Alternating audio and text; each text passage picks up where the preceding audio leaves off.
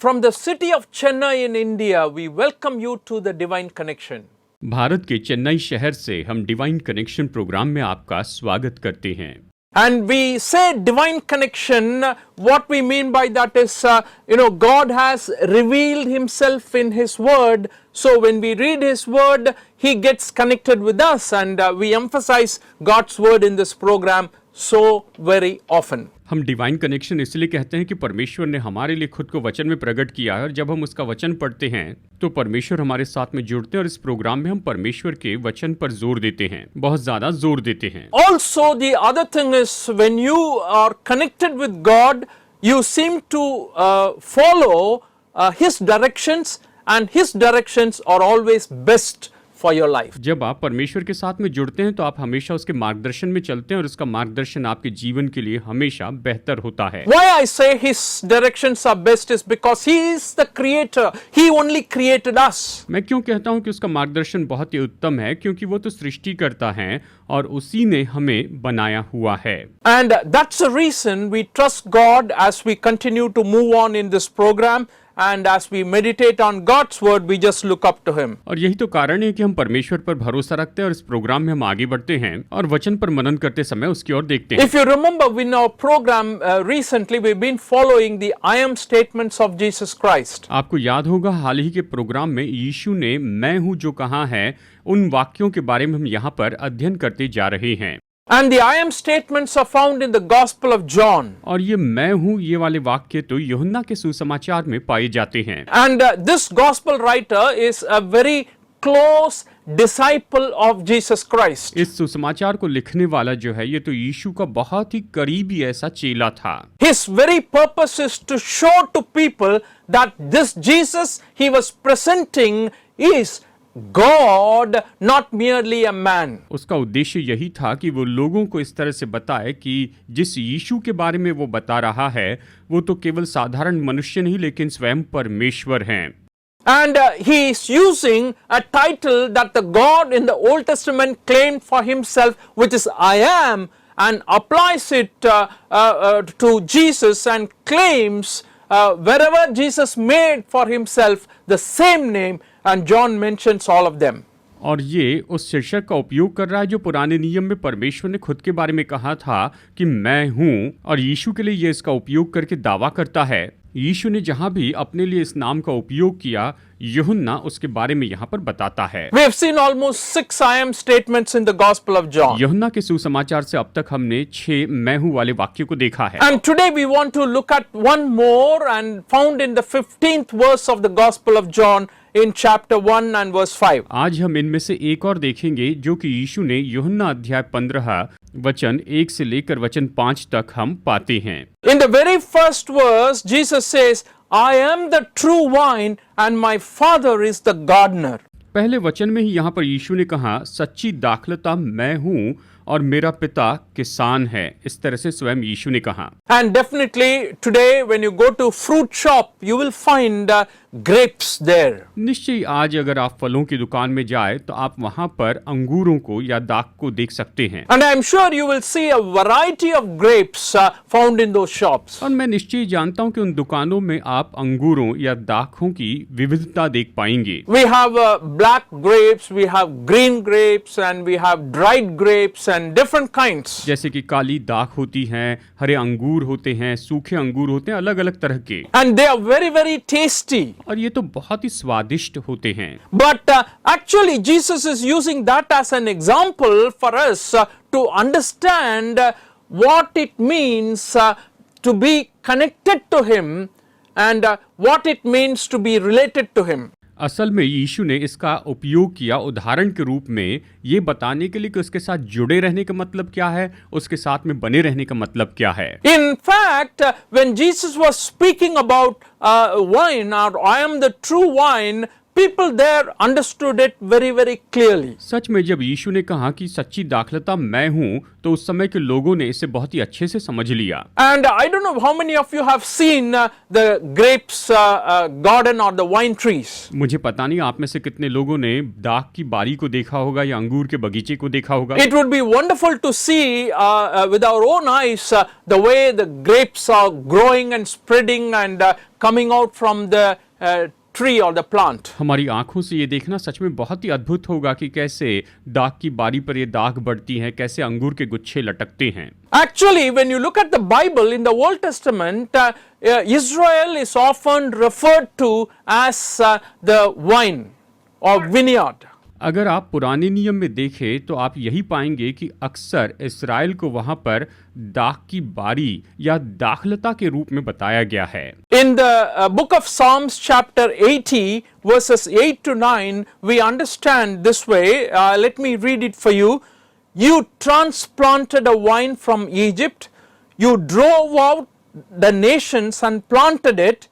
You cleared the ground for it and it took root and filled the land. भजन संहिता अध्याय 80 वचन 8 ये कहता है, तू मिस्र से एक दाखलता ले आया और अन्य जातियों को निकाल कर उसे लगा दिया। तूने उसके लिए स्थान तैयार किया है और उसने जड़ पकड़ी और फैल कर देश को भर दिया। So, when you look at this verse, it is talking about the people of Israel whom God redeemed from the land of Egypt when they were in slavery and have brought them out and planted them to grow and to fill the land. अगर आप इस वचन को देखें तो आप यही पाएंगे कि परमेश्वर ने इस्राएली लोगों को मिस्र की गुलामी से निकाला और उसने उन्हें वहां पर लगाया ताकि वो बढ़ते चले जाए और उस देश को पूरी तरह से भर दे। And the other important thing is to note here that very often, even though God did this in this example, he actually experienced a failure.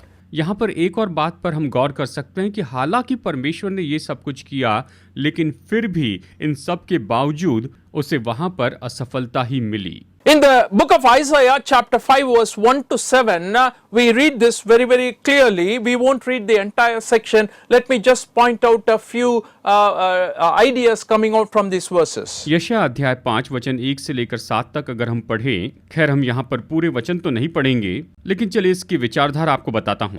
Maybe let me just read a few sentences here and there. चलिए यहाँ वहाँ से कुछ वाक्य हम यहाँ पर पढ़ते हैं। In verse 1, a song about the vineyard of the loved one. My loved one had a vineyard on a fertile hillside. He dug it up and cleared it of stones and planted it with the choicest wines. He built a watchtower in it and cut out a winepress as well. Then he looked for a crop of good grapes, but it yielded only bad fruit. वचन 1 से आगे, अब मैं अपने प्रिय के लिए और उसकी दाख की बारी के विषय में गीत गाऊंगा। एक अति उपजाऊ टीले पर मेरे प्रिय की एक दाख की बारी थी। उसने उसकी मिट्टी खोदी और उसके पत्थर बीन कर उसमें उत्तम जाति की एक दाखलता लगाई। उसके बीच में उसने एक गुम्मट बनाया और दाखरस के लिए एक कुंड भी खोदा। तब उसने दाख की आशा की, परंतु उसमें निकम्मी दाखें ही लगी। इस तरह से यहाँ पर ये वचन हमें बताते हैं। So God was disappointed with the people of Israel, and it is very clearly brought out in this passage what he wanted them to do or what he intended for them did not happen. तो देखिए यहाँ पर परमेश्वर निराश हो गए और यहाँ पर हम इस बात को स्पष्ट देख सकते हैं कि परमेश्वर जो चाहते थे कि वो उत्पन्न करते चले जाए या जो कुछ भी हो जाए, वो वहाँ पर उनके जीवन में नहीं हुआ था। And he is actually continuing to say, expressing his frustration by saying, what more can I do to my vineyard? यहाँ पर वो इस तरह से बता रहे हैं, पूरी तरह से हताश होकर वो कहते हैं कि मैं अपनी दाख की बारी के साथ में और क्या कर सकता हूँ। So you look at the book of Ezekiel and you look at many other passages in the Old Testament. You will find lot of examples about vineyard compared to Israel. अब आप यहेजकेल की किताब में देखिए या फिर आप पुराने नियम की बहुत से दूसरे वचन भागों को देखिए, बहुत से वचन भाग जो है वो तो दाख की बारी की तुलना इस्राएल से करते हैं। And Jesus is using a very similar example, comparing the vineyard to the believers. यीशु यहाँ पर बहुत ही सुंदर उदाहरण का उपयोग करते हैं। वो तो दाख की बारी की तुलना विश्वासियों के साथ में करते हैं। And he says, I am the true vine and my father is the gardener. उसने कहा, सच्ची दाखलता मैं हूँ और मेरा पिता किसान है। इस तरह वचन कहता है। And in the 5th verse he says, I am the vine, you are the branches. If you remain in me and I in you, you will bear much fruit. Apart from me, you can do nothing. और वचन 5 में वो कहते हैं, मैं दाखलता हूँ, तुम डालियाँ हो, जो मुझ में बना रहता है और मैं उसमें, वो बहुत फल फलता है, क्योंकि मुझसे अलग होकर तुम कुछ भी नहीं कर सकते। इस तरह से यीशु ने कहा है। So Jesus is using an everyday example, a mundane example, to teach a valuable lesson to the people. तो यहाँ पर यीशु मसीह लोगों को सिखाने के लिए प्रतिदिन के एक उदाहरण का उपयोग कर रहे हैं। If there is one plant that is mentioned so very often in the Bible is a grape tree. एक ऐसी लता है जिसका बाइबल में अक्सर उपयोग किया गया है, वो तो दाख लता है। And the fundamental lesson from Jesus' statement is this: He is the source for life, and He is the source for all of us as we continue to live. यीशु के वाक्य की बुनियादी बात तो यही है कि वही तो जीवन के स्रोत हैं, और जैसे हम आगे बढ़ते हैं वही सारी बातों के लिए स्रोत हैं।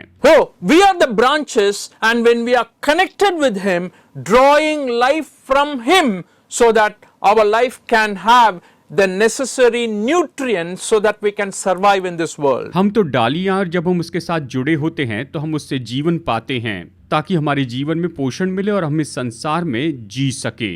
So this claim of Jesus, I am the true vine, very clearly shows that He is interested in the relationship we have with Him, and that has got to grow, that has got to become strong, and that is what we want to look at after a brief break for music. तो यीशु मसीह का ये दावा कि मैं ही सच्ची दाखलता हूँ, ये दिखाता है कि उसके साथ के हमारे संबंध में वो दिलचस्पी लेते हैं। इसके बारे में हम संगीत के ब्रेक के बारे में और देखेंगे। In what way Jesus is the true vine? We want to look at it. यीशु किस तरह से सच्ची दाखलता है, इसे हम देखना चाहते हैं। Copy down our phone numbers and addresses, and you can write to us about how you feel about this program, and you can also place prayer requests in the specific numbers given for those languages, Tamil, Hindi and Telugu, and you will have people to answer your questions and also to pray for you. हमारा phone number, हमारा पता लिख लीजिए। आप हमें लिख सकते हैं कि आप इस प्रोग्राम के बारे में क्या महसूस करते हैं, और जिन भाषाओं के नंबर दिए गए हैं वहां पर आप अपने प्रार्थना निवेदन बता सकते हैं। तमिल, तेलुगु, हिंदी में, और निश्चय आपकी भाषा में लोग आपको प्रत्युत्तर देंगे और आपके लिए प्रार्थना करते चले जाएंगे। Enjoy the music break now, and we will be back shortly. तो अभी संगीत के ब्रेक का आनंद उठाइए, हम जल्द लौट आएंगे।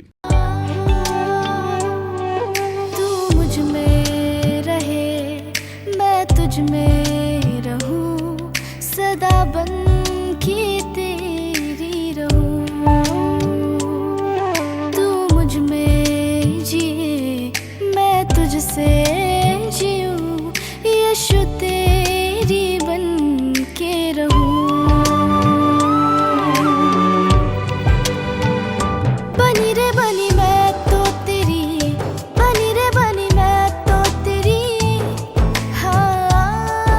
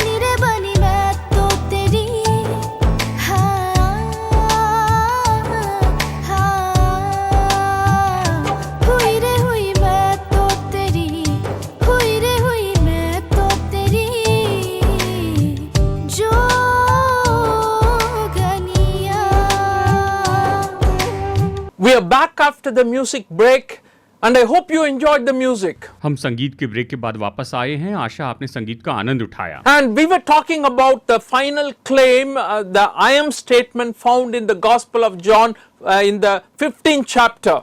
और हम यहाँ पर यूहन्ना के सुसमाचार अध्याय 15 में यीशु ने जो मैं हूँ का दावा किया था, इसके बारे में यहाँ पर हम अध्ययन करते चले जा रहे हैं। And we want to go looking at in what way Jesus Christ is the only wine or only true wine.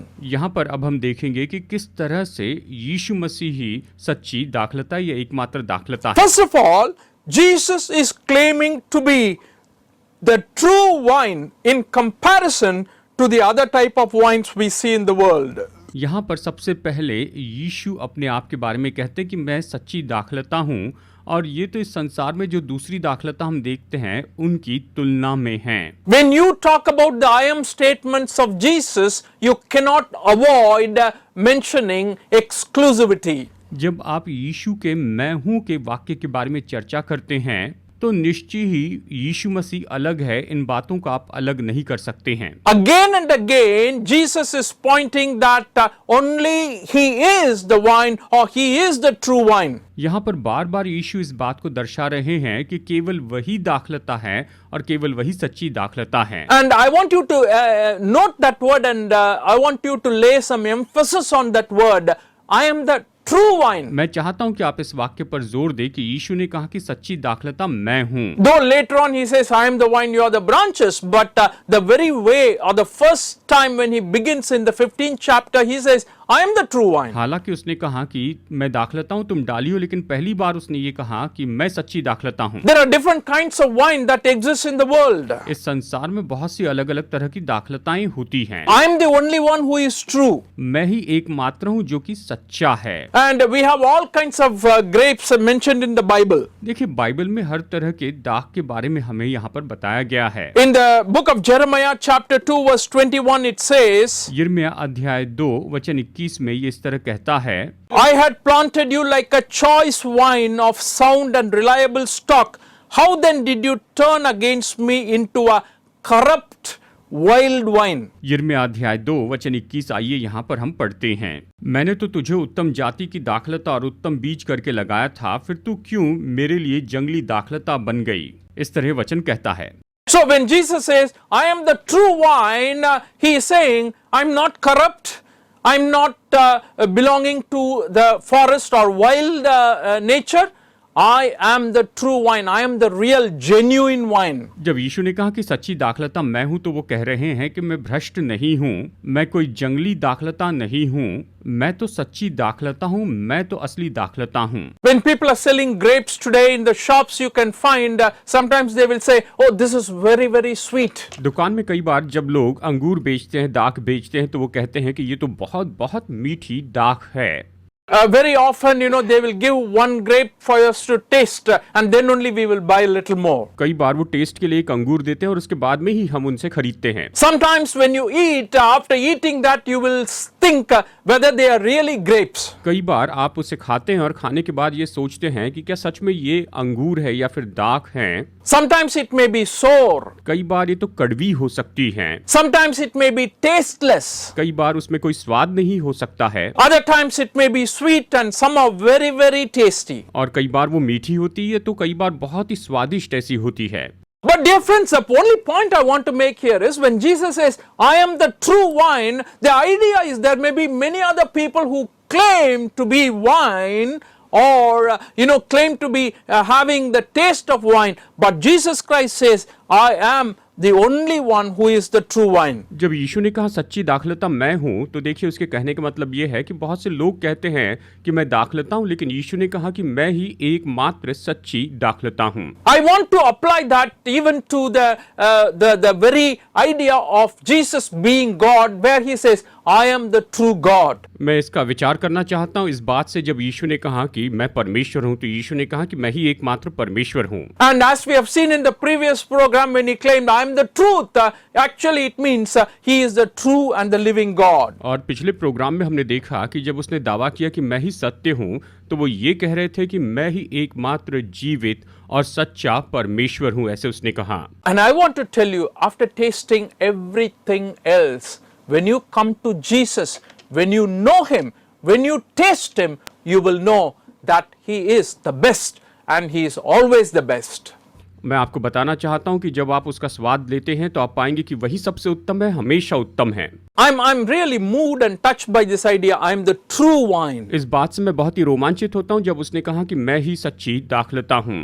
And he is the true wine. And secondly, as the true wine, Jesus is claiming to be the source of productivity and quality. यीशु ही सच्ची दाखलता है, और जब उसने कहा कि सच्ची दाखलता मैं हूं, तो उसका ये दावा था कि मैं ही उत्पादनशीलता का स्रोत हूं, इस तरह उसने कहा। In the 15th chapter of Gospel of John, verses 4 and 5, let me read it for you. यूहन्ना 15 वचन 4 और 5, आइए मैं आपके लिए पढ़ता हूं। Remain in me, as I also remain in you.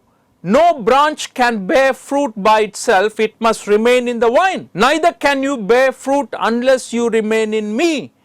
I am the vine, you are the branches. If you remain in me and I in you, you will bear much fruit. Apart from me, you can do nothing. तुम मुझ में बने रहो और मैं तुम में, जैसे डाली यदि दाखलता में बनी न रहे तो अपने आप से नहीं फल सकती, वैसे तुम भी यदि मुझ में बने न रहो तो नहीं फल सकते। मैं दाखलता हूँ, तुम डालियाँ हो। जो मुझ में बना रहता है और मैं उसमें, वो बहुत फल फलता है, क्योंकि मुझसे अलग होकर तुम कुछ भी नहीं कर सकते, ऐसे यीशु ने कहा। Here, Jesus is saying, I am the vine, or I am the source from which everything comes, the quality, the taste, the productivity, everything comes from the source. If you're cut off from the source, you cannot do anything. यहाँ पर यीशु कह रहे हैं कि मैं ही दाखलता हूँ, मैं वो स्रोत हूँ जिसके द्वारा सब कुछ आता है, यानी स्वाद, उत्तमता, उत्पादनशीलता सब मुझसे ही आता है। यदि तुम मुझ में बने न रहो तो तुम फलवंत नहीं हो सकते हो। No branch can bear fruit by itself, according to this verse. इस वचन के अनुसार कोई डाली अपने आप से फल नहीं सकती। You have to remain in him. आपको उसमें बने रहना है। And it's very, very important, and I'm sure you can understand this idea. You may have, some plants that will spread over the walls, and if you cut off the root, what will happen? After some time, within a few days, all the leaves will dry. अब देखिए, कुछ ऐसी बेलें होती है जो दीवारों के ऊपर फैलती जाती है। अगर आप उसकी जड़ से उसे काट दे तो क्या होगा, कुछ दिनों में सारे जो पत्ते हैं वो सूख जाएंगे, वो बेल मुरझा जाएगी। We are called to depend on Christ, who is our source. हमें बुलाया गया है कि हम मसीह यीशु पर आधारित रहें, जो कि हमारे स्रोत हैं, उस पर हम आधारित रहें। For you and me to bear fruit, for you and me to become productive, that's a quality God expects from us. आप और मैं फलवंत हो जाए, हम उत्पादनशील हो जाए, यही परमेश्वर हमसे अपेक्षा करते हैं। There's a beautiful blessing promised to the families in the book of Psalms, chapter 128. Verse 3. भजन संहिता अध्याय 128 वचन 3 में परिवार के लिए एक बहुत ही सुंदर प्रतिज्ञा दी गई है। He says, your wife will be like a wine tree. ये कहता है, तेरे घर के भीतर तेरी पत्नी फलवंत दाखलता सी होगी। What does that mean? इसका मतलब क्या है? That means she will be bearing fruit, she will be a blessing to the family. इसका मतलब ये है कि वो तो फलवंत होगी और वो तो परिवार के लिए आशीष हो जाएगी। She should remain in the family. उसे परिवार में रहना होगा। And Jesus is saying, as a believer, as somebody who trusts in me, you have to bear fruit. यीशु ये कह रहे हैं कि जो तुम मुझ पर विश्वास करते हो, विश्वासी के नाते तुम्हें फलवंत होना होगा। And only when you remain in me it is possible. केवल जब तुम मुझ में बने रहोगे तभी ये संभव हो सकेगा। My dear friends, are you worried about the kind of fruit you bear? मेरे प्यारे दोस्तों, आप किस तरह के फल लेकर आ रहे हैं, इसके बारे में क्या आप चिंतित हैं? And I want to assure you that if you remain in the right wine, definitely you will bear the right fruit. मैं आपको शाश्वती देना चाहता हूं, अगर आप सही दाखलता में जुड़े रहेंगे तो आप बिल्कुल सही फल लेकर आएंगे। You need not worry about the quality when you remain in Jesus. जब आप यीशु में बने रहते हैं तो आपको उत्तमता के बारे में चिंता करने की जरूरत नहीं। You need not worry about what other people will think when you remain in Jesus. जब आप यीशु में बने रहेंगे तो दूसरे क्या सोचेंगे, इसकी चिंता नहीं करनी पड़ेगी। You can have a worry-free life. आप चिंता मुक्त जीवन जी सकते You हैं। don't have to worry about the consequences. आपको परिणामों की चिंता करने की जरूरत नहीं। Jesus is interested in connecting with you and making you to remain in him, and that is the expectation we find in this verse. यीशु अपेक्षा करते हैं कि आप उसमें बने रहें, आप उसके साथ में जुड़े रहें, यही हम इस वचन में देखते हैं। And I want to tell you and conclude like this, where God, who is also working in you to make you more fruitful. मैं आपको इस तरह से बताकर ये संदेश खत्म करना चाहता हूँ कि परमेश्वर जो आप में काम कर रहे हैं वो चाहते हैं कि आप बहुत ही फलवंत हो जाएं। We have God as our gardener. देखिए, हमारे माली के रूप में हमारे पास तो हमारे परमेश्वर हैं। In the second verse, we see beautifully, it says, He cuts off every branch in me that bears no fruit, while every branch that does bear fruit, He prunes. वचन 2 में ये कहता है, जो डाली मुझ में है और नहीं फलती उसे वो काट डालता है, और जो फलती है उसे वो छांटता है ताकि और फले। इस तरह से ये वचन बहुत सुंदर रीति से बताता है। So that's the work God is doing in your life and my life as we bear fruit.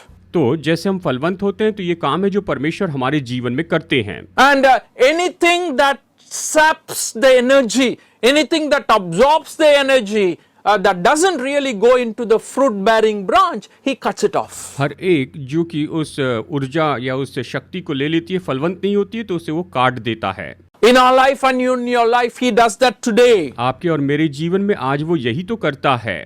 The pruning is a constant process. ये जो छांटना, ये तो हमेशा होने वाली क्रिया है। After pruning, we will bear much fruit. छांटने के बाद हम बहुत ज्यादा फल लेकर आते हैं। Practically in our life, if you look at anything that is sinful, anything that is superfluous, anything that is not useful, the Father takes it away. व्यवहारिक रूप में जो डाली फलवंत नहीं होती है, फल नहीं देती है, तो पिता उसे काट देते हैं। Sometimes he allows sickness, sometimes he allows problems and hardships in our life so that we can turn to him. कई बार वो हमारे जीवन में मुश्किलें और परेशानियों को आने देते हैं ताकि हम परमेश्वर के पास में फिर जाएं।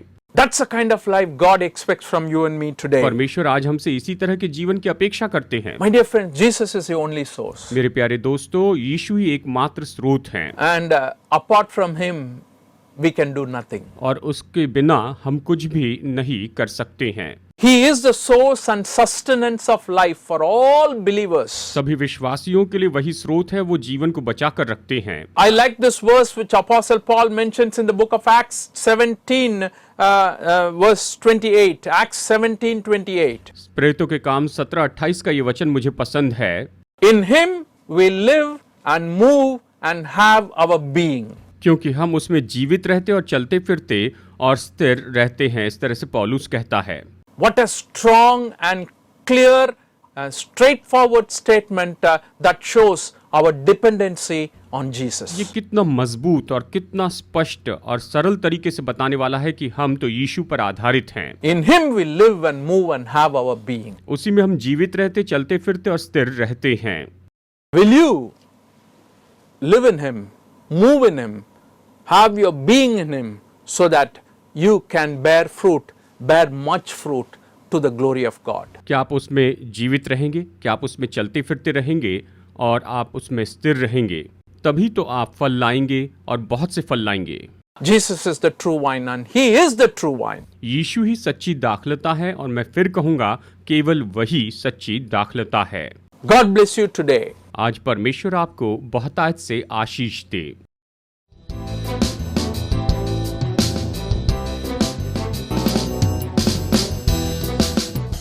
Study the Word of God in a private and personal way through our online study website.